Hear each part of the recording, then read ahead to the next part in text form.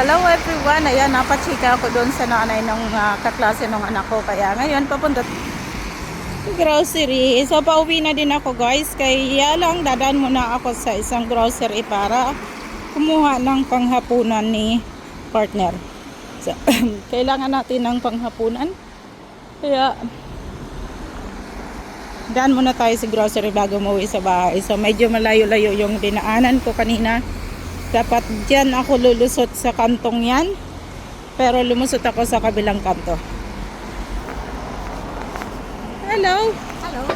So akala ko kabayan si ate. Hindi pala. Namali ako dun ah. Pagpasok pa lang natin sa grocery, makikita na natin yung palatandaan na malapit ng spring dahil lumabas na nga itong daffodil.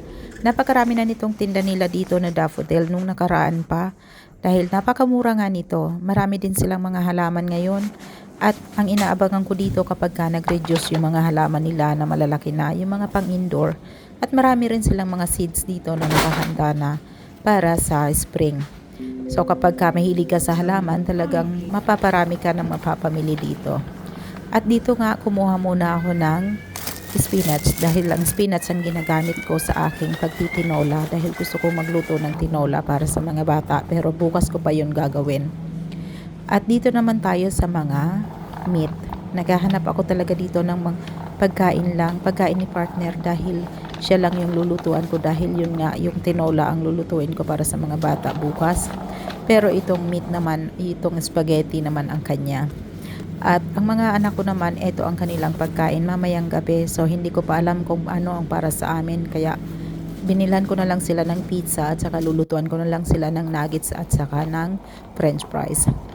At alam niyo ba, ito yung pinaka-paborito kong area ng Lidl. Ang middle. Kapag ka Webes ay pupunta tayo dito. Ang tigas naman ng salita. Kapag ka Webes, marami silang bagong mga display rito. Ito, iba't iba yung kanilang mga produkto na inilalabas kapag ka tuwing Webes. So, pinapalitan nila yung kanilang produkto linggo-linggo. Kaya inaabangan ko ito sa kanilang mga brochure, pero hanggang tingin-tingin lang tayo dahil wala pa naman tayong pambili, wala pa tayong sahod. Matagal lang sahod kasi, 1 buwan bago makasahod. Kaya hanggang tingin-tingin lang tayo. Hindi naman to aabot sa aking sahod dahil sa sunod na linggo iba na nga naman yung naka-display dito. Kaya yun ay bago mag-Valentine's, marami naman silang bagong display. Pero meron ako mga gusto rito. Wala lang tayong pagbili, hanggang tingin lang talaga tayo. Hanggang umikot-ikot lang talaga ako rito at bumili lang talaga ako ng mailuluto ko para mamaya or bukas. At meron din sila rito mga reduced price. Ito, may mga discount na siya, pinapaubos na lang yan.